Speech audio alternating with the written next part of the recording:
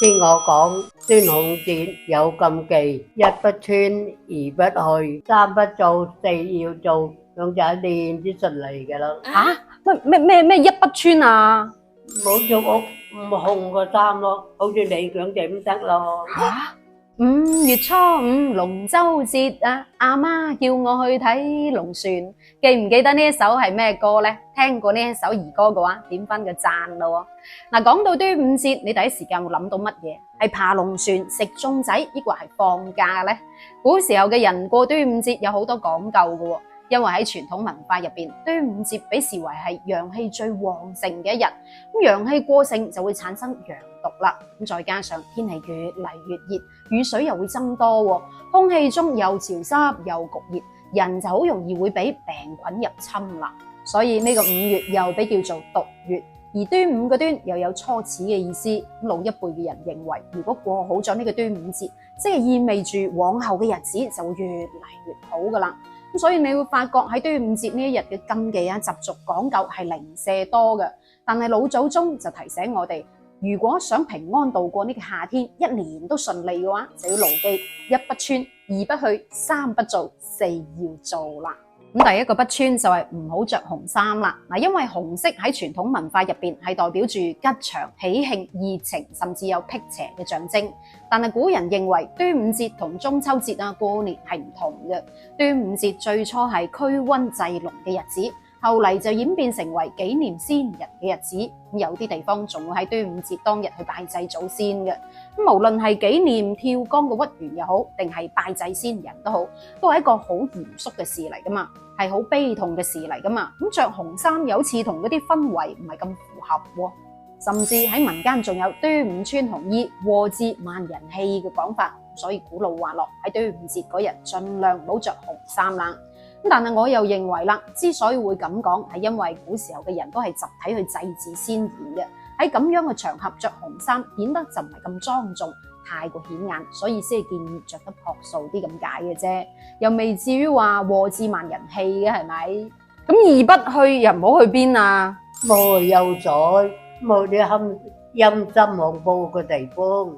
按照老一輩嘅講法係話，端午節係當年愛國詩人屈原投江自盡嘅日子。咁端午節為咗紀念佢，所以喺呢一日就唔係咁適宜游水，怕撞見一啲唔老禮嘅嘢，又怕對屈原不敬咁話。咁當然呢個講法並唔係咁科學嘅，主要係因為5月天天氣仲未係好熱，雨水又多，咁江水同河水仲係涼浸浸嘅，呢個時候去游水就好容易會凍親啦。再加上端午節前後又係洪水高發嘅季節，呢個時候去江邊、河邊水庫玩就會好危險啦。呢一個係為咗安全嘅着想。至於陰森恐怖嘅地方係指醫院或者係墓地之類嘅地方。咁以前老一輩嘅人認為端午節去呢啲地方就驚惹到啲唔老禮嘅嘢咁話，所以盡量可避則避。尤其係細佬哥就更加唔好去啦，因為民間有讀5月躲5嘅講法。咁以前古人嘅做法就係喺端午期間就會將細佬哥送去婆弟屋企避下風頭。咁呢個講法依家睇翻更加係無稽之談啦。其實主要都係因為當時候嘅生活條件差，科學又唔係咁發達。5月嘅天氣高溫多雨又潮濕，又係疾病嘅高發期，蛇蟲鼠蟻出沒又多。咁細佬哥抵抗力差，驚惹到啲咩病，所以民間先係有咗小孩要躲5嘅講法啫。咁三不做又係乜嘢呢？第一樣冇搞喜事，冇搞怕事。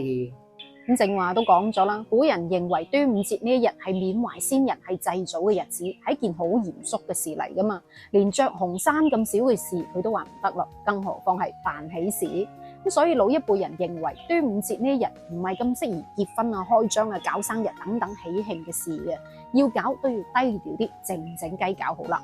甚至聽過有個講法係話，連生仔都唔好喺5月份生啊，因為古人認為5月係一個唔吉利嘅日子，係毒月。陽氣過盛，喺呢個月份出世嘅細路哥就唔係咁有福啦。一係提前，一係推遲咁話。咁當然呢個講法更加冇科學根據嘅，主要其實都係因為當時候嘅醫療水平差，驚細路哥抵抗力差，天氣太熱嘅話，驚細路哥抵受唔住，先至會咁講嘅啫。咁第二不做又係乜嘢呢？冇招惹啫，好毒不女。咁上一期都有講到，嗱呢個五毒係指毒蛇、蠍子、白宿，仲有禽渠、禽佬。咁端午節期間又係高溫加潮濕喎，呢個氣候呢個環境就最適合啲蛇蟲鼠蟻出沒出嚟散下心噶啦，毒性可大可小嘅，所以就唔好去招惹佢哋，唔好去挑逗佢哋，見到要快啲扯啦。咁第三個不做咧，啲外嫁女冇返外家入種噶啦嚇。嗱，老一輩嘅人認為嫁出去嘅女就等於潑出去嘅水，咁如果外嫁女喺端午節仲翻外家食粽嘅話，就會將婆家嘅惡氣帶翻嚟，將娘家嘅福氣帶扯，令到娘家越嚟越窮咁話。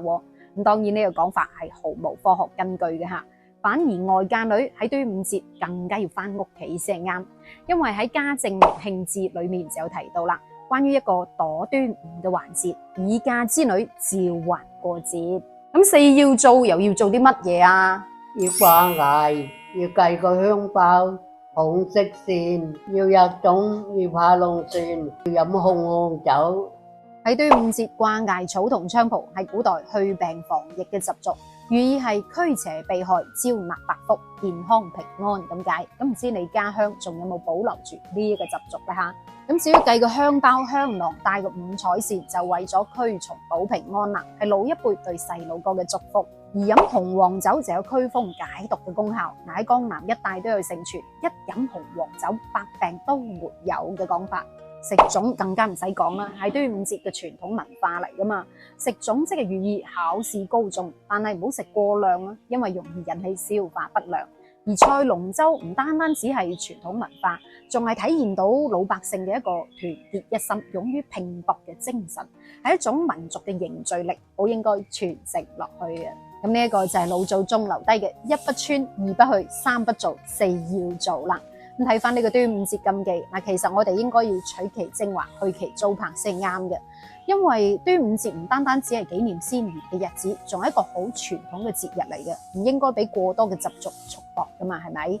咁好啦，到最後輪到你分享下，你家鄉對於端午節有咩講究呢？嚇？留言分享下，我哋下一期再見，拜拜。